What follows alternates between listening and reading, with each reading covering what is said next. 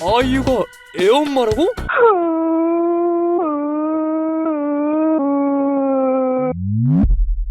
황금종려상을 수상했던 일본 거장 감독인 고레다 히로카즈의 첫 한국 영화 진출작 브로커. 개봉 후 극장가에서 따뜻하면서 깊은 여운을 주는 영화라며 이미 입소문이 났는데요. 오늘은 브로커의 흥미로운 사실들을 알아보도록 하겠습니다. 지금 바로 확인해 보시죠. 소중한 아기를 안겨드리는 큐피드라고 생각하시면 됩니다.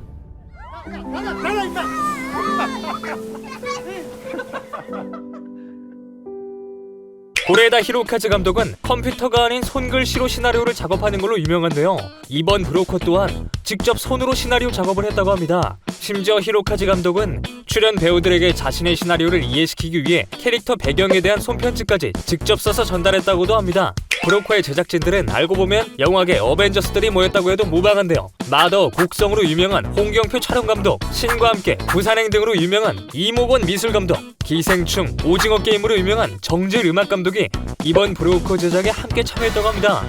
아이유의 아들 역으로 나오는 우성이가 캐스팅된 이유는 아이유의 생김새와 크게 상관없이 주변 소리에 반응을 많이 하게 되는 아기였기 때문이라고 하는데요.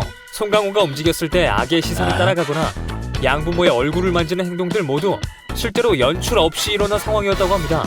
영화 속 눈길을 끄는 부분이죠. 소영의 욕 연기는 사실 아이유가 직접 각색한 거라고 하는데요. 시나리오에는 원래 일본식 욕이 적혀 있었지만 어색하다 느낀 아이유는 고레에다 히로카즈 감독과 대화를 나눈 후 직접 나서서 좀 더 한국적이고 직설적인 표현을 찾아 실감나게 바꿨다고 합니다. 고레에다 히로카즈 감독은 나의 아저씨에서 아이유의 연기를 보고 감명받아 소영 역으로 캐스팅했다고 합니다. 우연히도 아이유 또한 그동안 엄마 역할을 평소 해보고 싶어하는 마음이 있었는데 이번 작품을 통해 소영 역을 할 수 있었다고 합니다. 평소 기부를 많이 하는 것으로 알려진 기부천사 아이유는 칸에 가기 전 미혼모 협회 등에 2억 원을 기부했다고 하는데요. 사실 이번 기부는 처음이 아니라고 하죠.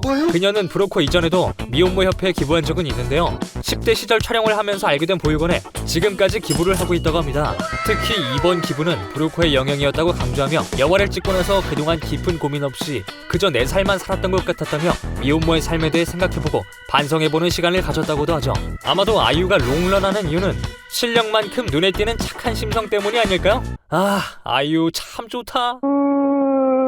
뭐였지? 강동원이 맡은 동수역은 보육원 출신으로 버려짐의 상처를 누구보다 잘 알고 있습니다. 이러한 슬픔 있는 동수역을 제대로 이해하고 연기하기 위해 강동원은 실제로 보육원 출신 분들을 만나 이야기를 나누면서 그분들의 슬픈 감정을 느끼려고 노력했다고 하네요. 아이유는 라일락 앨범 활동을 끝내자마자 영화 촬영에 들어가 긴 염색 머리를 유지할 수 있었다고 밝혔습니다. 더군다나 염색을 많이 하면서 머리가 상하게 되어 오히려 이걸 살려 소영이만의 스타일로 만들었다고 하네요. 영화 브로커는 전세계 총 188개국에 판매됐을 정도로 인기가 대단한데요. 일본에서는 브로커 시사회장이 기자들 인파로 가득 차서 추가 시사를 잡느라 굉장히 난리가 난 상황이었다고 합니다. 이뿐만 아니라 NHK에서 고레에다 히로카즈 감독을 밀착 취재하며 한국 영화가 잘 나가는 이유에 대해 다큐를 찍는다고 합니다. 강동원과 송강호는 이미 합을 맞춘 적이 있는데요. 장훈 감독이 연출한 2010년 작품인 의형제 이후 12년 만에 브로커로 다시 만났다고 합니다. 자, 여기까지 영화 브로커에 대한 흥미로운 사실을 알아봤습니다. 힘있는 스토리텔링과 섬세한 연출로 전 세계를 사로잡은 고레에다 히로카즈 감독의 신작 브로커, 이번 주말 가족과 함께 보러 가는 건 어떨까요? 지금까지 생동성 시험 참여하고 사례비도 받아가는 플랫폼 매드쇼보였습니다.